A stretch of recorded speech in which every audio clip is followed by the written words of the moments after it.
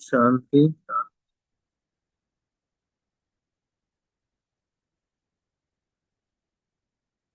Working मुरली club में सभी का स्वागत है। सुबह के सत्र जो आज मुरली लीड करने वाले हैंड रेस कर सकते हैं। जी।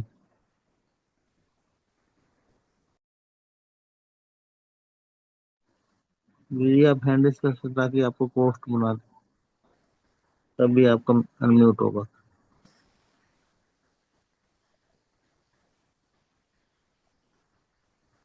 भाई जी वो प्रीति बहन शायद अनम्यूट नहीं हो पा रही हैं, इसलिए मैसेज किया है। ओम शांति। जी।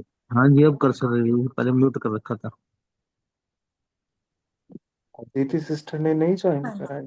हाँ, ज्वाइन किया है। ओम शांति। जी आप मुरली लीड कर सकते हैं, मैं शेयर कर हाँ रहा जी। हूँ। हाँ जी। ठीक है, डायमंड मॉर्निंग सभी को। ओम शांति। तो आज की डेट, रिवाइज डेट 30/11/1992। आज पार्ट 4 है, तो कंटिन्यूएशन है मुरली का। तो सुनते हैं प्यारे बाप दादा के महावाक्य। एकदम हम प्रेम से एकाग्रचित होकर बैठेंगे और बाबा ने क्या कहा हमारे लिए, और वो हम प्रेम से सुनेंगे। सर्व खजानों से संपन्न बनो, दुआएं दो, दुआएं लो। ये हेडलाइन है। दुआओं के खजाने से संपन्न बनाने वाले बाप दादा अपने ज्ञानी तू आत्मा बच्चों प्रति बोले। तो बाबा ने पहले ही फरमान दिया है कि हम ज्ञानी तू आत्मा बच्चे हैं, तो वैसे ही हम ज्ञानी बनकर ही सुन रहे हैं बाबा के महावाक्य, और उसको साथ ही साथ धारण करते जाएंगे।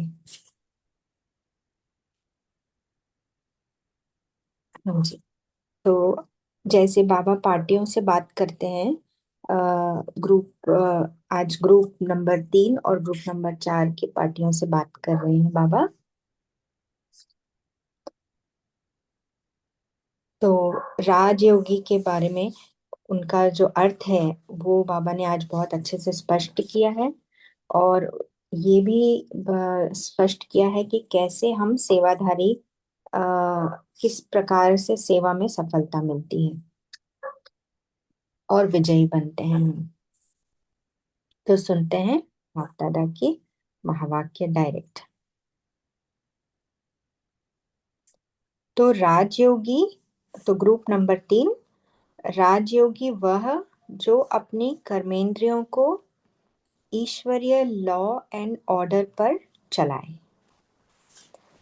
आवाज में आना सहज लगता है ना, ऐसे ही आवाज से परे होना इतना ही सहज लगता है।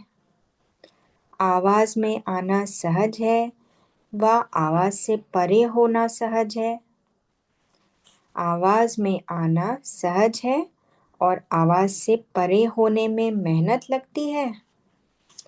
वैसे आप आत्माओं का आदि स्वरूप क्या है? आवाज से परे रहना या आवाज में आना? तो अभी मुश्किल क्यों लगता है? 63 जन्मों ने आदि संस्कार भुला दिया है।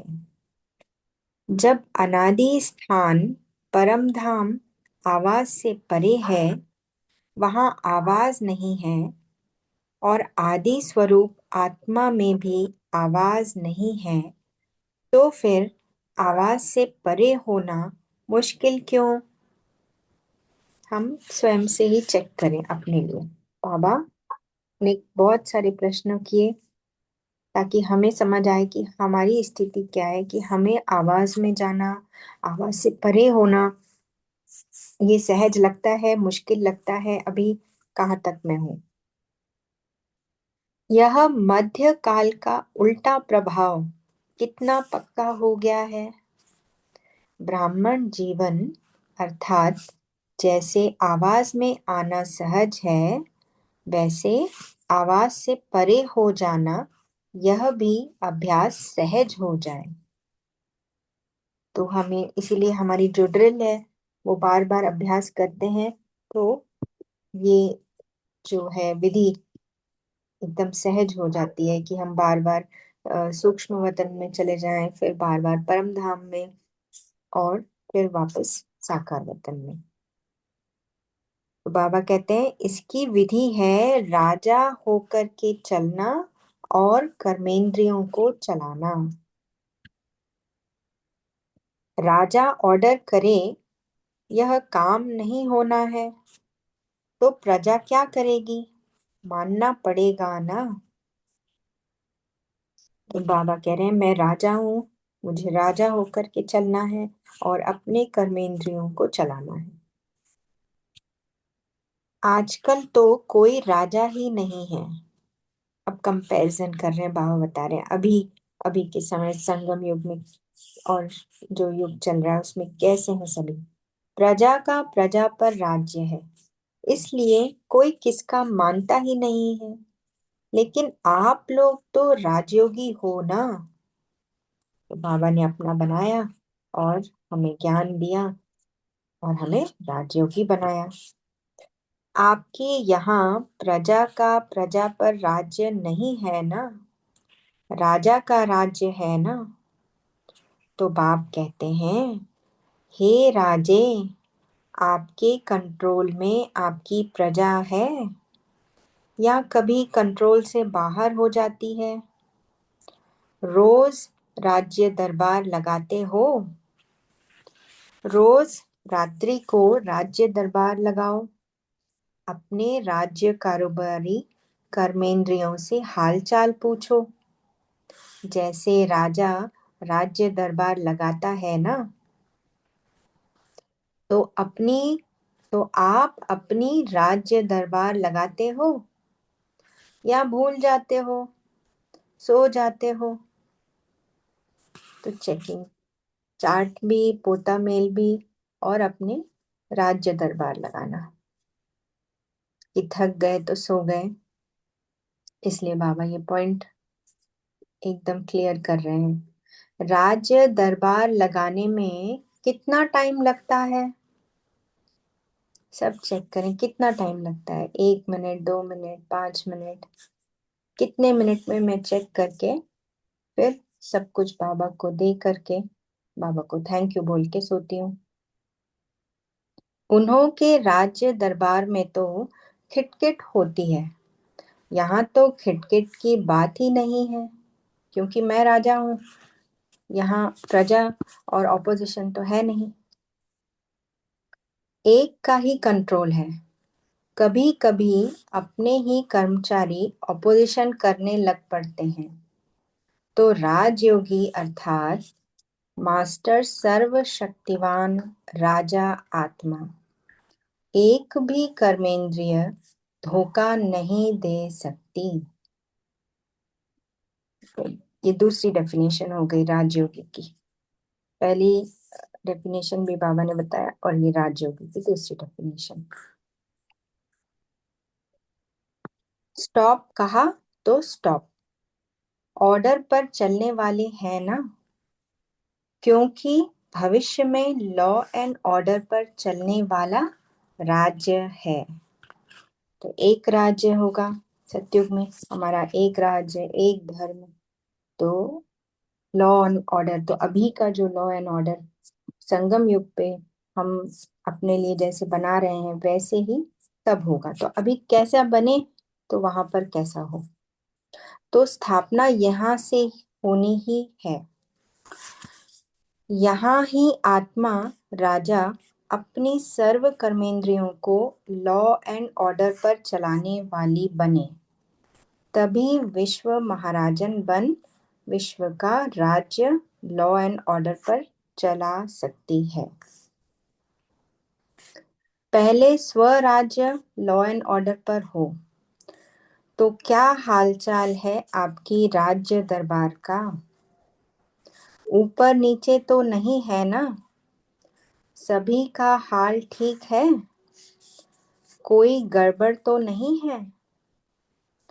जो यहाँ कभी कभी ऑर्डर में चला सकता है और कभी कभी नहीं चला सकता, तो वहाँ भी कभी कभी का राज्य मिलेगा, सदा का नहीं मिलेगा। फाउंडेशन तो यहाँ से पड़ता है ना। तो सदा चेक करो कि मैं सदा अकाल तख्त नशीं स्वराज्य चलाने वाली राजा आत्मा हूँ। सभी के पास तख्त है ना? खो तो नहीं गया है? तख्त पर बैठकर राज्य चलाया जाता है ना? या तख्त पर आराम से अलबेले होकर सो जाएंगे? तख्त पर रहना अर्थात राज्य अधिकारी बनना। तो तख्त, राजा का जो तख्त होता है उस पर बैठ के हमें कितनी जिम्मेवारी होती है। तो सदा ही राजा अलर्ट और एकदम अथॉरिटी से रहता है, क्योंकि जरा भी अलबेले हुए तो जो भी प्रजा है या जो भी ऑपोजिशन पार्टी है वो हमें तख्त से उतार देंगे। तो ऐसे ही बाबा कह रहे हैं कि हम भी चेक करें कि हम आराम से अलबेले होकर सो जाते हैं या फिर हम अपना राज्य अधिकार से चलाते हैं। तो तख्त नशी हो या कभी उतर आते हो कि तख्त से उतर गए। देखें, विजुलाइज करें कि मैं तख्त पे बैठा हूँ और कर्मेंद्रियां मुझ पर ही शासन करके मैं तख्त से उतर गई हूँ। ऐसा होता है या मैं अलर्ट अटेंशन से ऑर्डर प्रमाण अपने कर्मेंद्रियों को चला रही हूँ।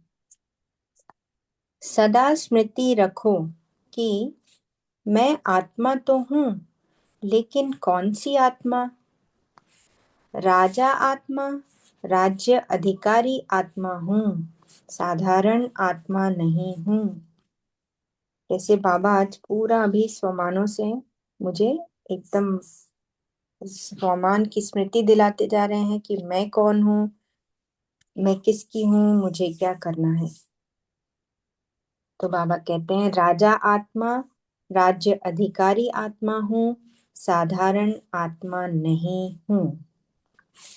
राज्य अधिकारी आत्मा का नशा और साधारण आत्मा का नशा, इसमें कितना फर्क होगा?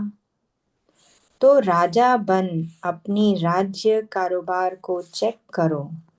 कौन सी कर्मेंद्रिय बार बार धोखा देती है? अगर धोखा देती है तो उसको चेक करके अपने ऑर्डर में रखो। अगर अलबेले होकर छोड़ देंगे तो उसकी धोखा देने की आदत और पक्की हो जाएगी और नुकसान किसको होगा? अपने को होगा ना। इसलिए क्या करना है? अकाल तख्त नशीं बन चेक करो। तो मुझे क्या करना है? बाबा वही कह रहे हैं, 3 प्रश्न जो हमने पहले भी सुने हैं। मैं कौन हूँ, मैं किसकी हूँ, मुझे क्या करना है? तो बाबा उसका आज की मुरली के हिसाब से बता रहे हैं। अकाल तख्त नशीं बन के मुझे चेक करना है। भविष्य में क्या बनने वाले हो, इसका यथार्थ परिचय किस आधार पर कर सकते हो? कोई आधार है जिससे आपको पता पड़ जाए कि मैं भविष्य में क्या बनने वाला हूँ? हम सब पूछते हैं ना, कभी कभी सोचते हैं बाबा मैं क्या बनने वाला हूँ, तो बाबा बता दें।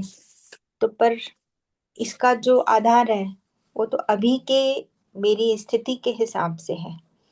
अभी ही तय हो जाएगा कि मेरी मन की स्थिति, मेरा पुरुषार्थ और मेरे हर हर कर्मेंद्रियों की स्थिति, तो उस हिसाब से ही भविष्य में मैं क्या बनूंगा ये तय हो जाता है।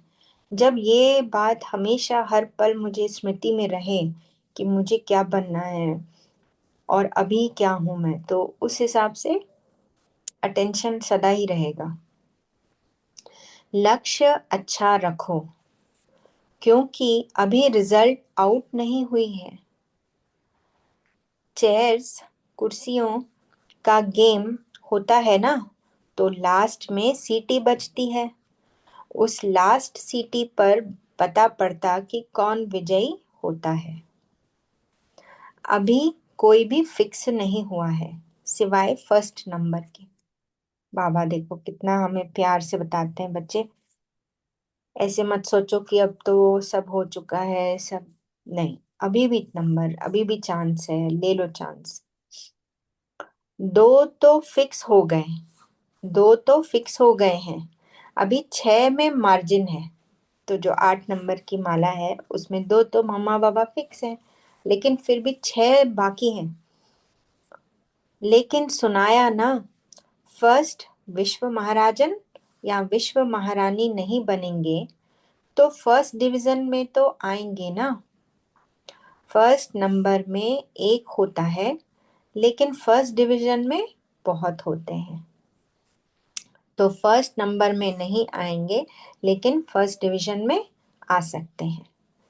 वहाँ रॉयल फैमिली का पद भी इतना होता है जितना तख्त नशीं राजा रानी का होता है।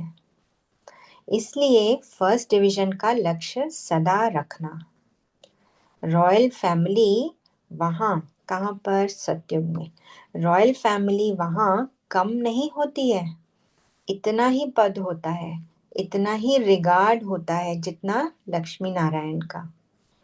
तो फर्स्ट रॉयल फैमिली में आना भी इतना ही है जितना लक्ष्मी नारायण बनना। एकदम बाबा ने क्लियर कर दिया कि क्या लक्ष्य रखो और उसका उसका भी पद कितना ऊंच है। इसलिए पुरुषार्थ करना चांस है, तो लक्ष्य तो बहुत अच्छा रखा है।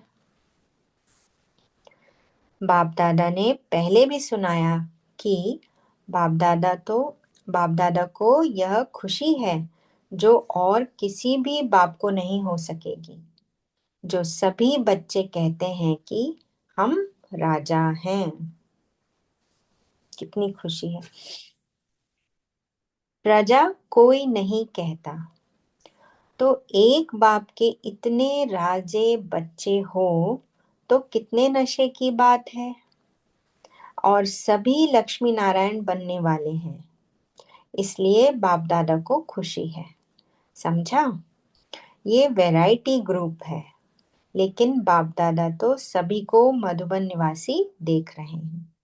देखो कितने सारे, जब अब 2 महीने में बाबा मिलन शुरू होता है तो सभी वैरायटी वैरायटी ग्रुप से अलग अलग स्टेट से पहुंचते हैं, अलग अलग वर्ग से पहुंचते हैं, लेकिन बाप दादा की नजरों में हम सभी मधुबन निवासी हैं। आपकी असली एड्रेस क्या है? बॉम्बे है, राजस्थान है, बैंगलोर है, क्या है? तो हम भी यहाँ अभी जो जुड़े हैं इस ग्रुप में, हम किधर किधर अलग अलग स्टेट से, सिटी से जुड़े हैं, लेकिन हैं कौन हम? है तो मधुबन निवासी, बाबा के बच्चे, राजा बच्चे। उसी स्थिति से, उसी स्मृति से बैठे हैं हम सभी।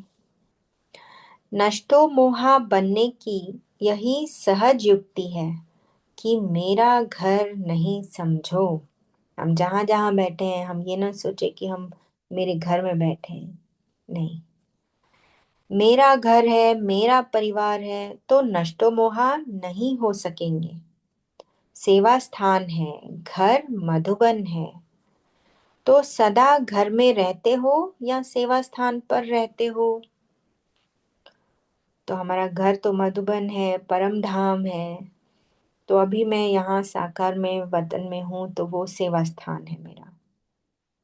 सेवा स्थान समझने से नष्टो मोहा हो जाएंगे।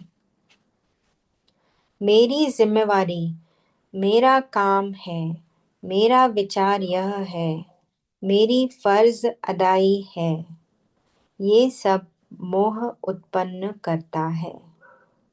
तो हमें चेक करना, ऑब्जर्व करना कि हम ये शब्द कहते हैं क्या पूरे दिन भर में।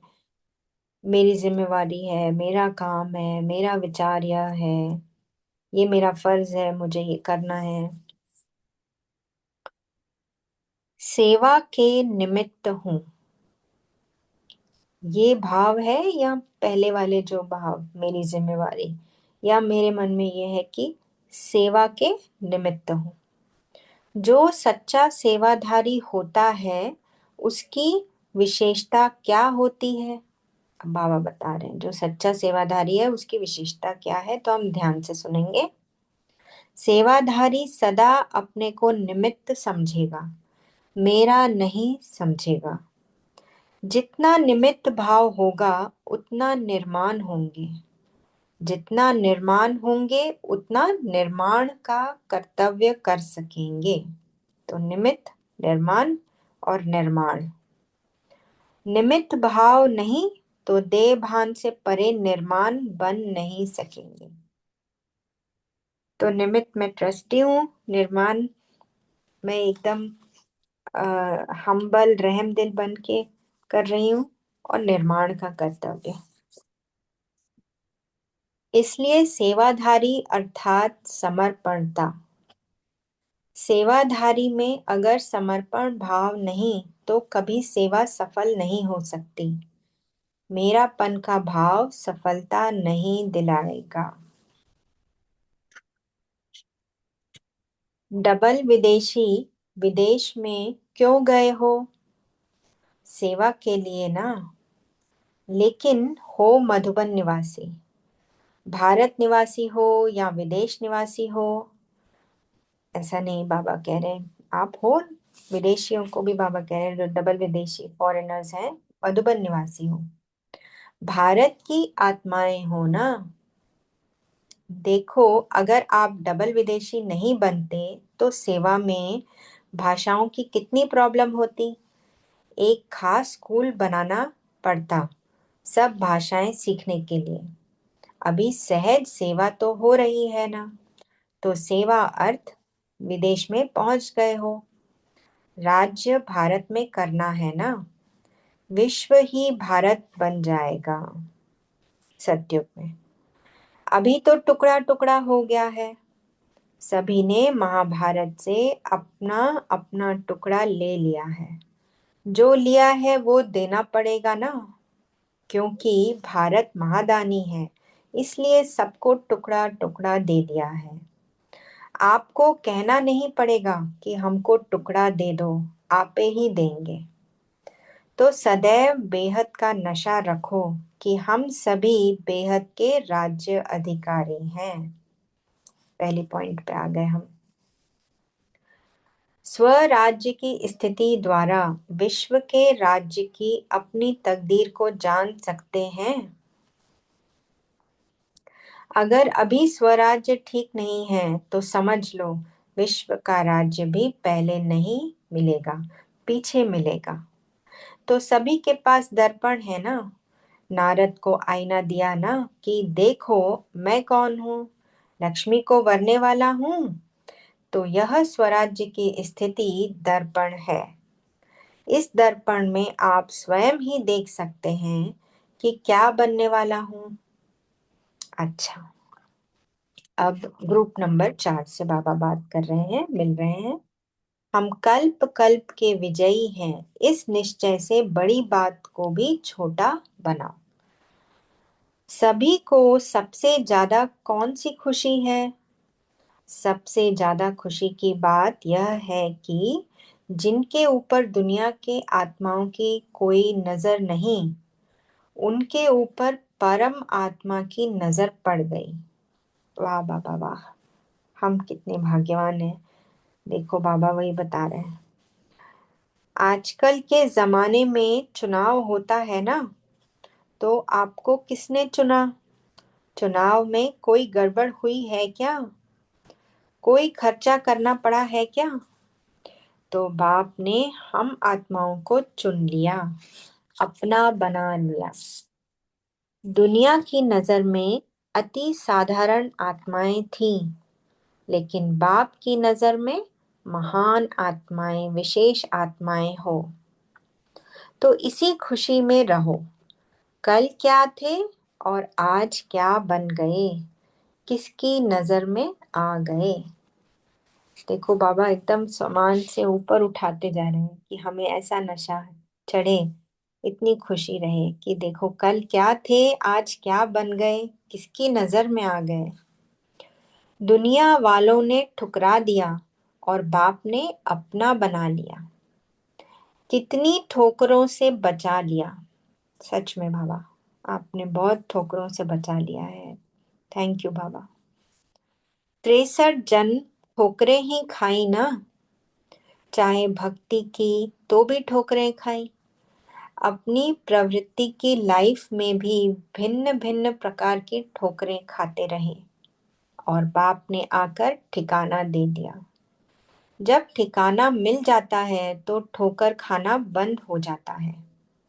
तो ठिकाना मिल गया है ना, तो क्या थे और क्या बन गए। स्वप्न में था कि इतना महान बनेंगे, कभी सोचा न था कि ऐसा पाएंगे। इतना ऊंचा भाग्य, इतनी ऊंची स्थिति बाबा दे देंगे। तो लेकिन कितना सहज बन गए, कुछ भी मुश्किल नहीं देखनी पड़ी। कितना श्रेष्ठ भाग्य है। तो कौन सा गीत गाते हो? पाना था वो पा लिया। यह गीत ऑटोमेटिक चलता रहता है, मुख से गाने की आवश्यकता नहीं है, लेकिन दिल गाती रहती है। तो आज दिन भर में हम ये गीत गाते रहेंगे। पाना था वो पा लिया, पाने को अब न रहा कुछ बाकी। यह दिल की टेप रिकॉर्ड कभी खराब नहीं होती, बार बार चलाना नहीं पड़ता, स्वतः ही चलती रहती है ना। अच्छा, अब बाबा से हम याद प्यार ले लेंगे।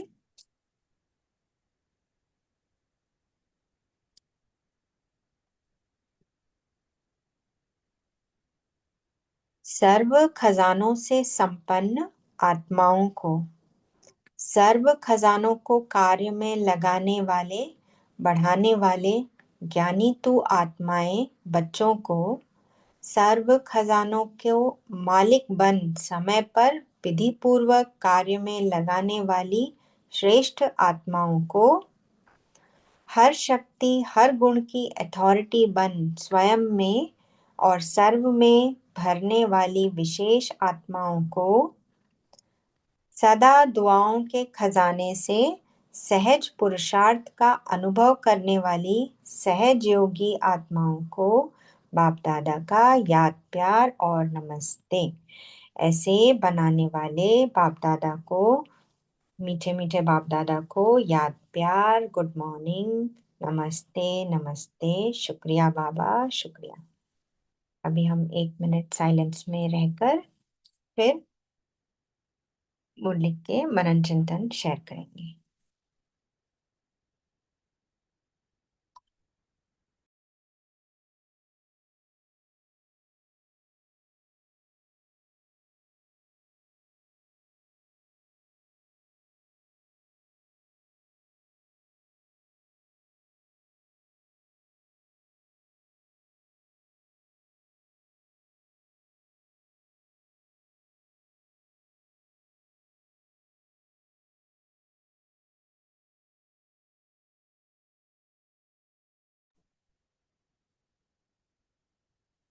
ओम शांति।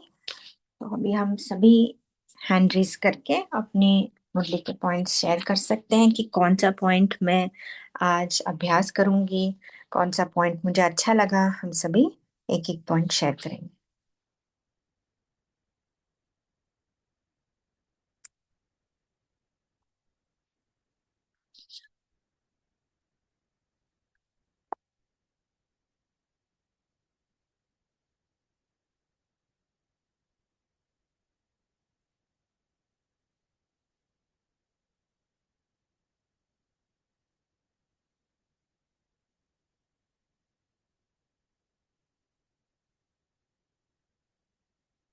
तो आज, हाँ जी, रीमा सिस्टर। ओम शांति।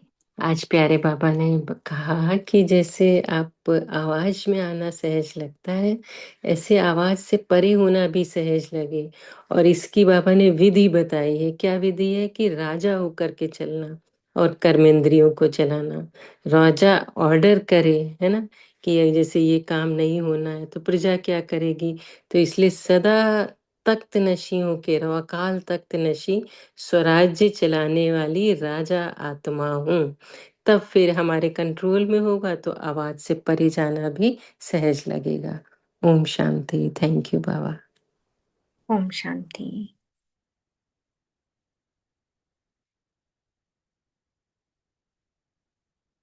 हाँ जी, नमिता सिस्टर, आप शेयर करिए। ओम शांति सिस्टर। बाबा ने आज बोले sorry, राजयोगी अर्थात मास्टर सर्वशक्तिमान राजा आत्मा। मैं आत्मा राजा हूँ, तो मेरी सर्व कर्म इंद्रिया मेरी ऑर्डर पर चल रहे हैं या नहीं, या दिन भर अपने कर्मों में चेक करना और वो रात को सोने से पहले अपने को पूछना कि मेरी सारे कर्मचारी मैं आत्मा राजा के ऑर्डर पर चल रहे हैं या नहीं। तो यह चेकिंग से जो कर्म इंद्रिया धोखा देते हैं उसके ऊपर थोड़ा ज्यादा अटेंशन रख, उसको चेंज करना है। पहले अपनी सर्व कर्म इंद्रिय ऑर्डर पर चलना आता है, तब विश्व का महाराजन बन सकते हैं। तो सदा स्मृति में रहे कि मैं अकाल तख्त नसीन आत्मा, स्वराज्य को अच्छी तरह चलाने वाली राजा आत्मा हूँ, राज्य अधिकारी आत्मा हूँ। तो यह स्मृति सदा समर्थ दिलाती है। मैं कल्प कल्प की विजयी आत्मा हूँ। इस निश्चय से मैं बेहद के राज्य अधिकारी आत्मा हूँ। इस नशे में रहने से साथ साथ स्वराज्य की स्मृति द्वारा मेरा भविष्य भी ऐसे बनेगी। ओम शांति। थैंक यू बाबा। हाँ जी, ओम शांति। विद्या सिस्टर, आप बता सकते हैं। ओम शांति। आज बाबा ने नष्टमोहा बनने की सहज युक्ति बताई है कि जहाँ पे भी हम रहते हैं तो मेरा घर मेरा परिवार ऐसे नहीं समझना है। ये तो हमारा सेवा स्थान है और हमारा घर एक ही है, मधुबन। तो सेवा स्थान समझने से हम नष्टमोहा होते जाएंगे। और अगर हम मेरी जिम्मेवारी मेरा काम ये अगर करते हैं तो उससे हमको मोह उत्पन्न होता है। तो अगर मैं सेवा के निमित्त हूँ ऐसे समझेंगे तो हम सहज नष्टमा होते जाएंगे। और बाबा ने बताया कि सच्चे सेवाधारी की विशेषता है कि वो सेवाधारी सदा अपने को निमित्त समझेगा, मेरा नहीं है ऐसे ही समझेगा। और जहाँ निमित्त भाव होगा वहाँ निर्माण होते जाएंगे, और जितना निर्माण होंगे उतना ही निर्माण का कर्तव्य कर सकेंगे। ओम शांति। हाँ जी, ओम शांति। हाँ, गौरव जी बता सकते हैं।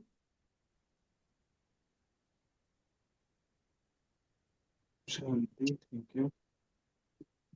तो बाबा ने जैसे आज स्मृति दिलाई है हमें कि हम कौन है, हम राजयोगी हैं। और बाबा ने, अगर हम देखते हैं ग्रुप 3 में, ये बोला भी कि सदा स्मृति रखो कि मैं आत्मा हूँ, लेकिन कौन सी आत्मा हूँ? राज्य अधिकारी आत्मा हूँ, राजा आत्मा हूँ, साधारण आत्मा नहीं हूँ। तो बाबा ने इस पे अटेंशन दिखाया। राज्य अधिकारी आत्मा का नशा और साधारण आत्मा का नशा, इसमें कितना फर्क होता है। अभी कल भी सरला दीदी जो महसाना वाले हैं, वो वारसी में आए हुए हैं, तो उनका भी मैं कल इवनिंग में क्लास सुन रहे थे। तो उन्होंने भी इसी बात पे क्लास कराया था कि बाबा भी यही चाहते हैं कि हम सबसे पहला परिवर्तन सुबह उठ के तो पहले यही करें कि मैं आत्मा हूँ। और जैसे हमें कर्मातीत बनना है, तो उससे पहले हमें कर्मेंद्रिय जीत बनना है और राज्य अधिकारी बनना है।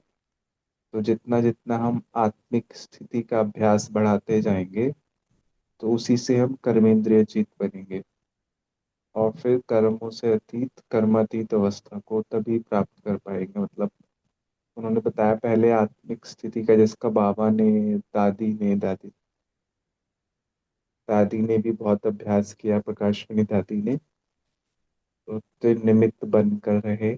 इसमें भी मुरली में बाबा ने अभी बोला है, निमित्त रहेंगे हम, जैसे अभी भी सिस्टर ने शेयर करा कि नष्टो मुहा कैसे होना बनना है ना, हमेरी जिम्मेवारी नहीं। जितना बाबा ने बोला निमित्त रहेंगे, दीदी का तो यही, दादी का तो यही श्लोक था, बड़ी दादी का, निमित्त निर्माण और निर्मल वाणी।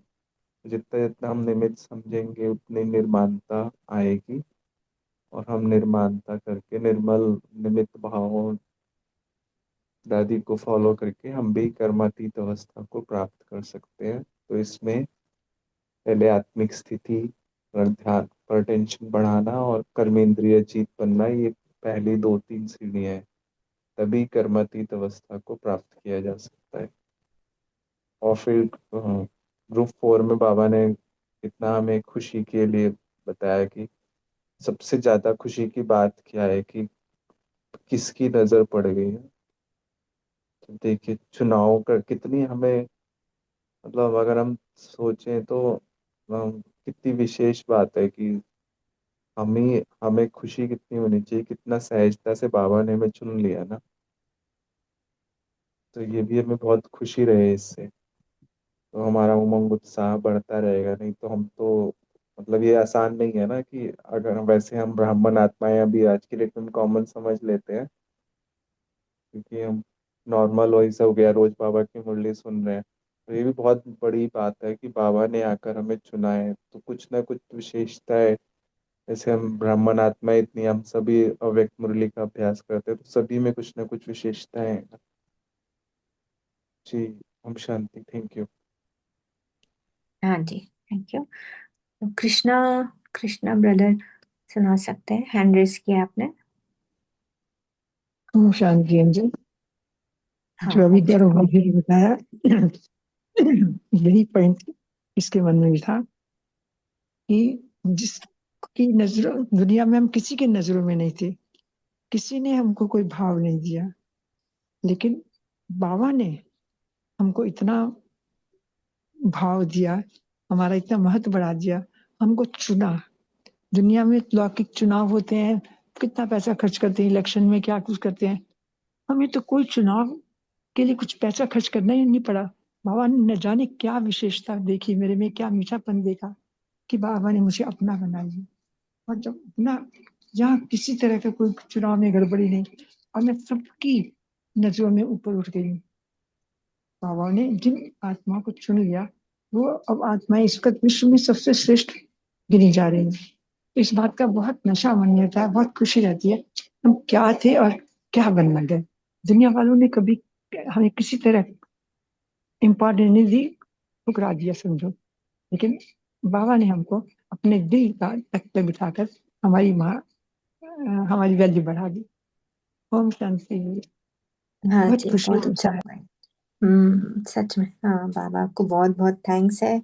और इसीलिए जब हम दूसरों संबंध संपर्क में ब्राह्मण आत्माओं को भी देखते हैं तो यही देखना है कि बाबा उन आत्माओं को किस नजर से देखते हैं, तो मैं भी किस किस तरह से व्यवहार में संबंध संपर्क में आ रही हूँ। तो ये भी इम्पोर्टेंट है कि मेरी दृष्टि भी कितनी ऊंच रहे, जैसे बाबा देखते हैं सबको। ये बहुत इम्पोर्टेंट बात है, जो इसी नजर से हम भी देखें। हम्म, ओम हाँ जी। शांति दीदी। हाँ जी, बाबा ओम शांति। कहते हैं आत्मराजा अपने सर्व कर्तव्य को लॉ और ऑर्डर पर चलाने वाली बने, तभी विश्व महाराजन बन विश्व का राज्य लॉ ऑर्डर पर चला सकती है। ओम शांति दीदी। हाँ जी, ओम शांति। ओके, सावित्री सिस्टर बताइए। हाँ जी सिस्टर, सभी को ओम शांति। तो आज बाबा ने जो बेहद का नशा जो डबल विदेशी के लिए बताया है, तो नशे में बाबा ने कहा कि हम सभी बेहद के राज्य अधिकारी हैं। तो 100 राज्य की स्थिति द्वारा विश्व के राज्य की अपनी तकदीर को जान सकते हैं। तो बाबा ने जो यहाँ पर दर्पण का हिंट दिया है, तो बाबा बोलते हैं अगर अभी स्वराज्य ठीक नहीं तो समझ लो विश्व राज्य भी पहले नहीं मिलेगा, पीछे मिलेगा। तो सभी के पास दर्पण है। तो दर्पण में जो बर की बाबा ने बात की, तो हमें क्या करना है, अपने स्वराज्य अधिकारी जो कर्मेंद्रियों का बाबा ने बहुत ही अच्छा यहाँ पर जो हमें दिया है, तो इसके ऊपर अगर अगर हम आज स्मृति रखते हैं कि मैं कौन सी आत्मा हूँ, क्योंकि राज्य कारोबार से जब मैं हाल चाल पूछती हूँ तो उस दर्पण में मुझे देखना है कि मेरा दर्पण आज सारे दिन कैसा रहा, क्योंकि स्थिति के हिसाब से ही हमारा कार्य चलता है। तो मैं विश्व राज्य अधिकारी आत्मा हूँ। ओम शांति। हाँ जी, ओम शांति। अम, दीदी, हाँ जी, बताइए। बाबा बोला जो सच्चा सेवादारी होता है वह सदा अपने को निमित्त समझेगा, मेरा नहीं समझेंगे। और जितना हम्म, निमित्त भाव होगा उतना निर्माण होंगे, जितना निर्माण होंगे उतना निर्माण का कर्तव्य कर सकेंगे। तो निमित्त भाव नहीं तो देहभान से परे निर्माण बन नहीं सकेंगे। इसलिए सेवादारी अर्थात समर्पणता। ओम शांति दीदी। हाँ, ओम शांति जी। आशा देवी सिस्टर। ओम शांति सिस्टर, मेरी आवाज आ रही है आपको? हाँ जी। हाँ, आज बाबा ने आवाज से परे होने की बात कही है और ये भी कहा है कि मैं आत्मा हूँ, क्योंकि आप परम धाम के निवासी मूल रूप में हो। तो इस तरह से वहां का भी शांति धाम है, तो वहां भी आवाज से परे ही आत्माएं रहती हैं। तो बाबा ने आवाज से परे रहने के लिए स्पेशल बच्चों को कहा है और इसकी उन्होंने सहज विधि बताई है कि राजा होकर चलो। अगर आप राजा होकर चलते हो तो कर्मेंद्रिया आपका ऑर्डर मानेगी। आप प्रजा का प्रजा पर राज्य मत चलाओ कि कर्मेंद्रिया अपने मन मर्जी के मालिक होकर चले। तो सहज विधि है कि मैं इन कर्मेंद्रियों की राजा आत्मा हूँ। इस विधि से चलेंगे तो कर्मेंद्रिया हमारे ऑर्डर पर चलेंगे और हम आवाज से परे स्थिति में जब चाहे रह सकते हैं और जब जरूरत है तो आवाज में आ सकते हैं। कि बाबा ने इस तरह से हम बच्चों को कहा कि बच्चों अब बहुत ज्यादा से ज्यादा अभ्यास करें कि मैं आत्मा हूँ। हाँ जी, ओम शांति। तो अब समय हो चला है, तो अभी होमवर्क जो है, जैसे कि बाबा ने कहा राजयोगी वह जो अपनी कर्मेंद्रियों को ईश्वरीय लॉ एंड ऑर्डर पर चलाए। तो आज का होमवर्क हम ये ले सकते हैं कि ईश्वरीय लॉ एंड ऑर्डर क्या है, उसको हम लिखें कि आज एक एक पॉइंट्स लिखें, कम से कम 5 पॉइंट्स लिखें, ईश्वरीय लॉ एंड ऑर्डर क्या है और अभी क्या जो लॉ एंड ऑर्डर दुनियावी रीति से चल रहा है वो क्या लॉ एंड ऑर्डर है, और उसको मिलाप करें कि उसमें कुछ कोरिलेशन। तो उससे क्या है कि हमें एकदम क्लियर होते जाएगा कि कितनी बाबा क्या ईश्वरीय लॉ एंड ऑर्डर पर हमें चलने के लिए कह रहे हैं। ठीक है, तो अब हम 2 मिनट योग करेंगे, बाबा को शुक्रिया करेंगे। तो सभी एकाग्रचित होकर बैठे हैं। मैं आत्मा प्रकाश स्वरूप हूँ। भ्रिकुटी के मध्य विराजमान सदा अकाल तख्त नशीं स्वराज्य चलाने वाली राजा आत्मा हूँ। मैं स्वराज्य अधिकारी आत्मा हूँ और मैं सदा यही स्मृति में रखती हूँ कि मैं कौन सी आत्मा हूँ, किसकी हूँ और मुझे क्या करना है। मैं राजयोगी आत्मा हूँ।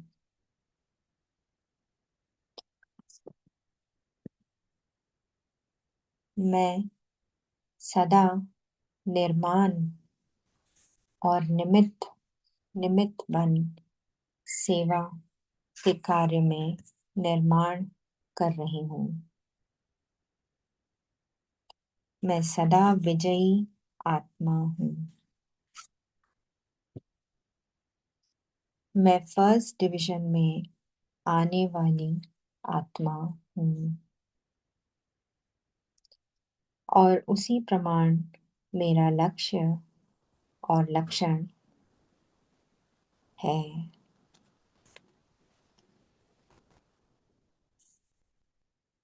और इसी स्मृति में कि मुझे फर्स्ट डिवीजन में आना है, पूरे दिन भर में मैं बार बार आवाज से परे परम धाम की रेस लगाकर बाबा को टच करके फिर सूक्ष्म वतन में बाबा से मिलकर, बाप दादा से मिलकर, फिर अपने साकार वतन में आवाज में आकर निमित्त बन सेवा स्थान पर रहती हूँ। थैंक यू बाबा, आपने मुझे क्या से क्या बना दिया। मैं क्या थी, क्या बन गई हूँ और आप मुझे क्या बना रहे हो। शुक्रिया बाबा, शुक्रिया। शुक्रिया ब्राह्मण परिवार गुरु। ओम शांति। ओम शांति, सभी को ओम शांति। शुक्रिया बाबा का, सभी को गुड मॉर्निंग। ओम शांति। थैंक यू सिस्टर, आपने अच्छे से मुरली पढ़ा, योग कराया। कल मिलते हैं फिर मुरली के नेक्स्ट पार्ट के साथ। आप ओम सभी का शांति थैंक दीदी, ओम शांति दीदी, ओम शांति। शुक्रिया बाबा। शांति बाबा, शांति परिवार। ओम शांति। परिवार ओम शांति।